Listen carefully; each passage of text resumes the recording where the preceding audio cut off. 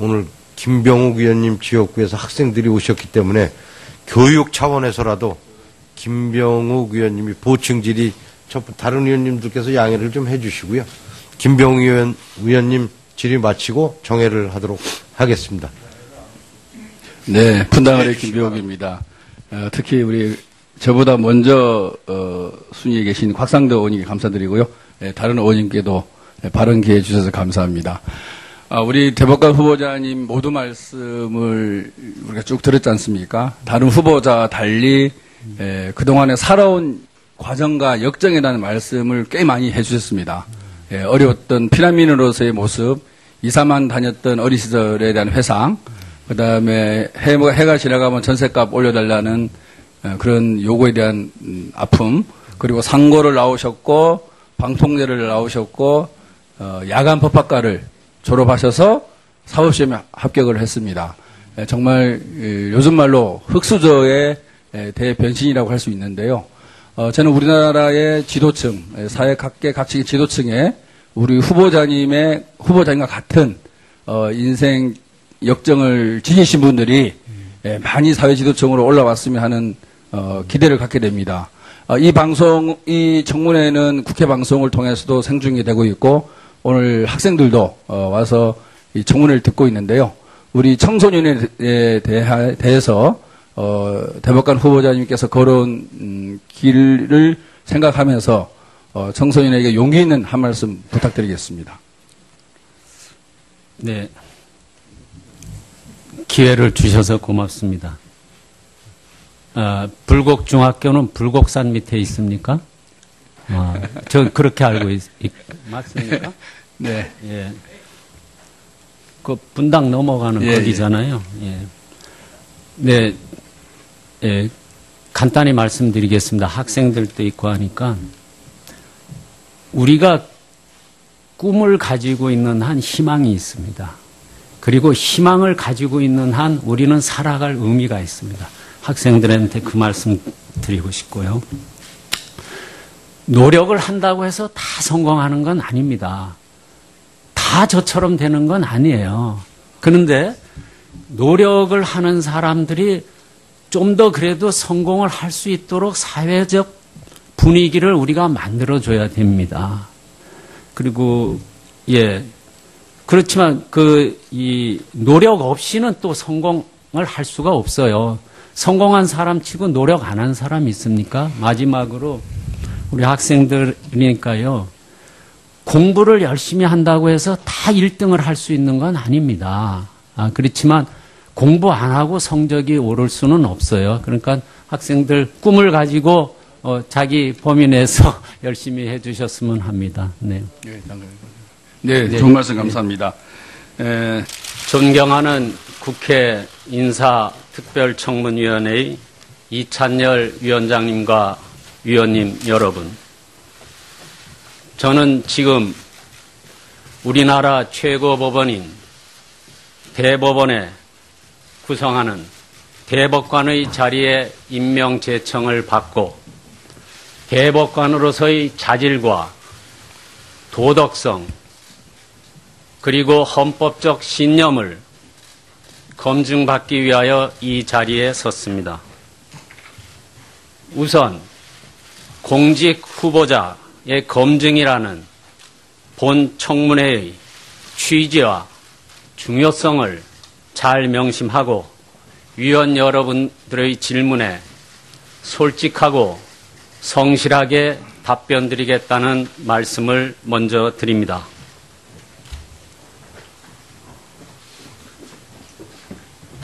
저는 6.25 전쟁 시에 자유를 찾아 월남한 피난민의 아들로 태어났습니다. 제 어린 시절을 뒤돌아보면 저의 기억 속에는 이곳저곳으로 그야말로 이곳저곳으로 이사 다녔던 기억밖에는 없습니다.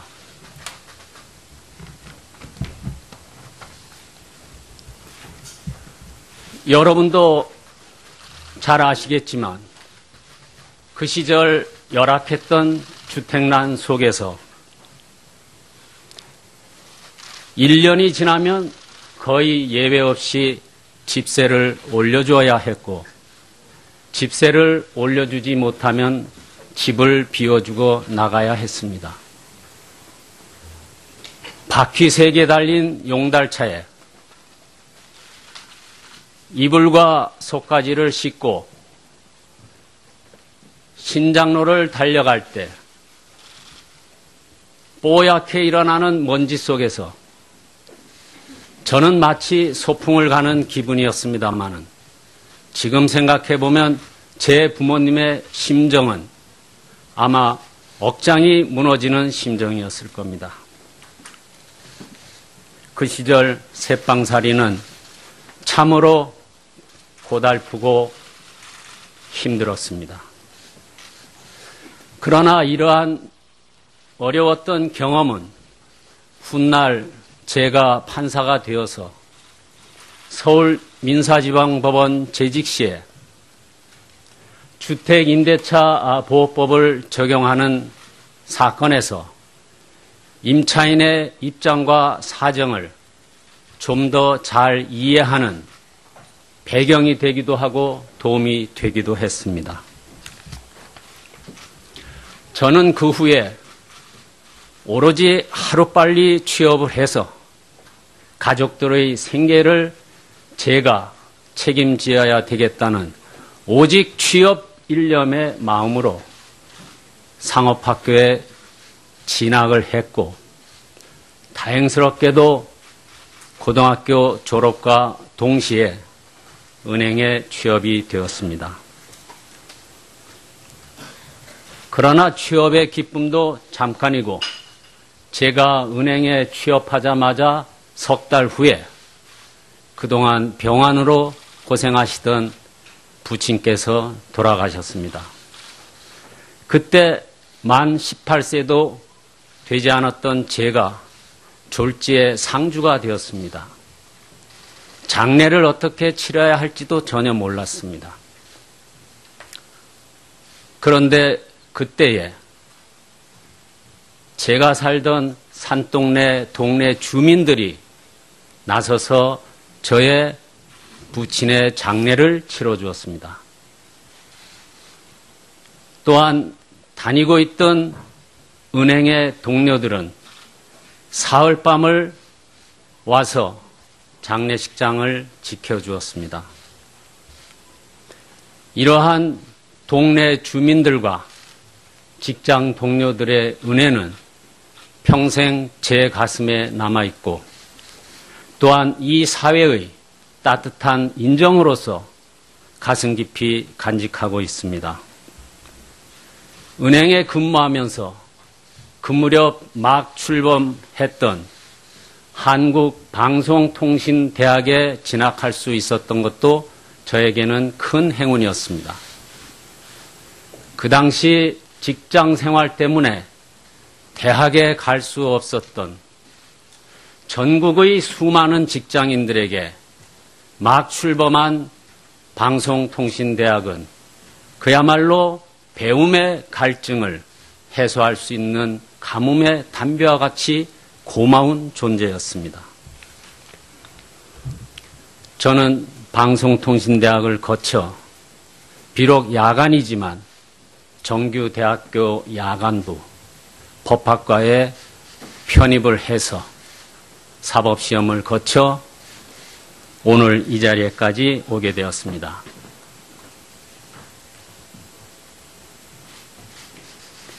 인생의 고비고비마다 동네 주민, 직장 동료 등 우리 사회가 저에게 베풀어 주신 배려에 감사하고 있습니다.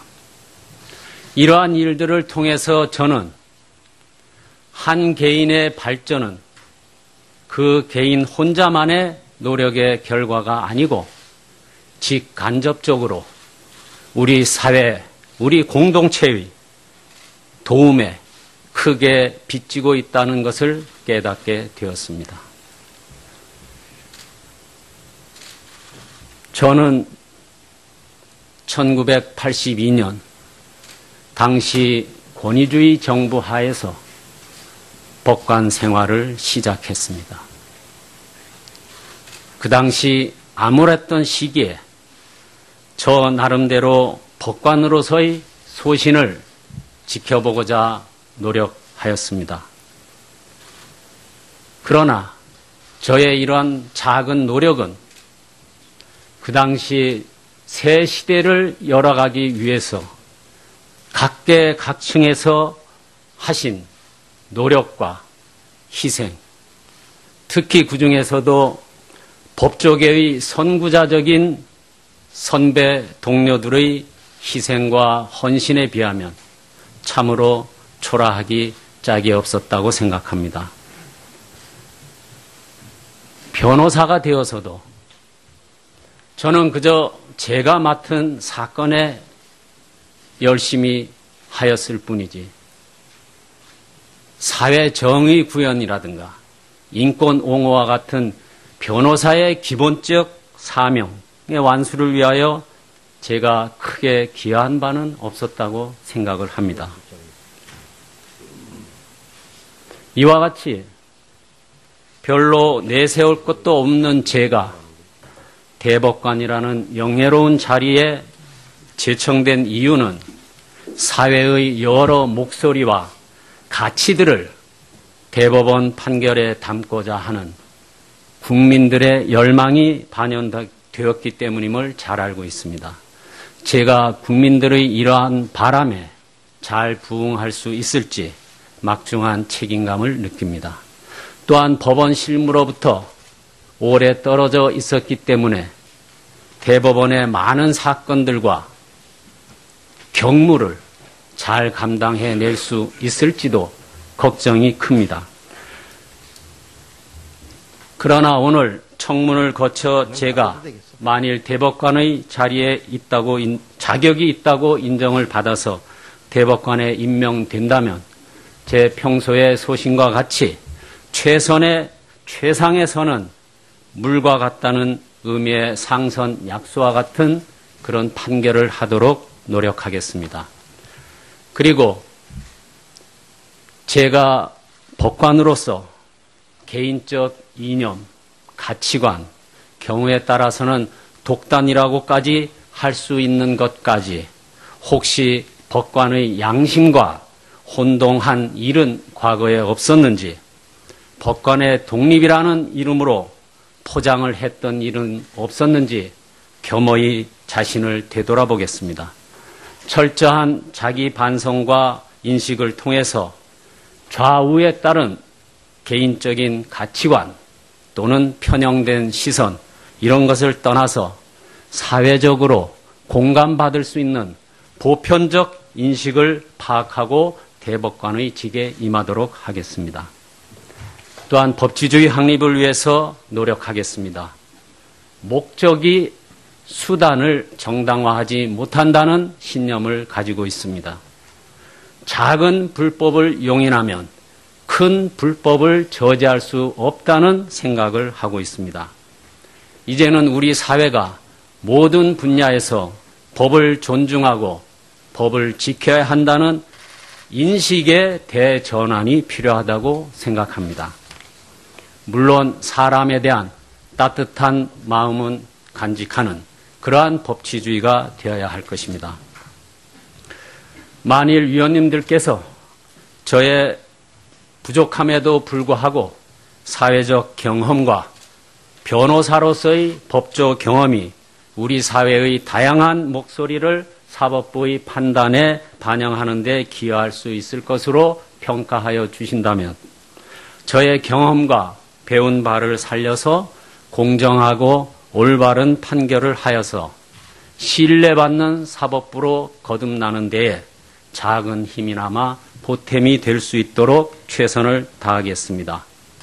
끝으로 오늘 이 자리에 선 저희 모습에서 혹시라도 부족한 점이 발견되면 그것은 경계의 교훈으로 삼고 혹시라도 긍정적인 측면이 발견되면 미래의 꿈을 키우고 있는 우리 젊은이들에게 저의 모습이 희망의 작은 등불이 될 수 있기를 기대합니다. 감사합니다. 이 자리에 섰습니다. 우선 공직 후보자의 검증이라는 본 청문회의 취지와 중요성을 잘 명심하고 위원 여러분들의 질문에 솔직하고 성실하게 답변드리겠다는 말씀을 먼저 드립니다.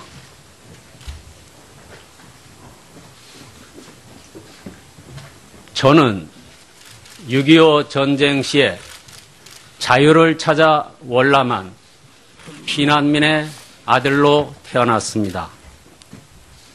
제 어린 시절을 뒤돌아보면 저의 기억 속에는 이곳저곳으로 그야말로 이곳저곳으로 이사 다녔던 기억밖에는 없습니다.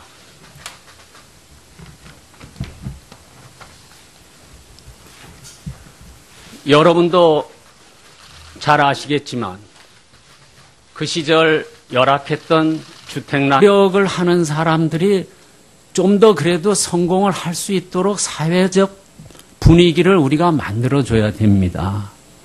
그리고 그렇지만 이 노력 없이는 또 성공을 할 수가 없어요. 성공한 사람 치고 노력 안 한 사람 있습니까? 마지막으로 우리 학생들이니까요.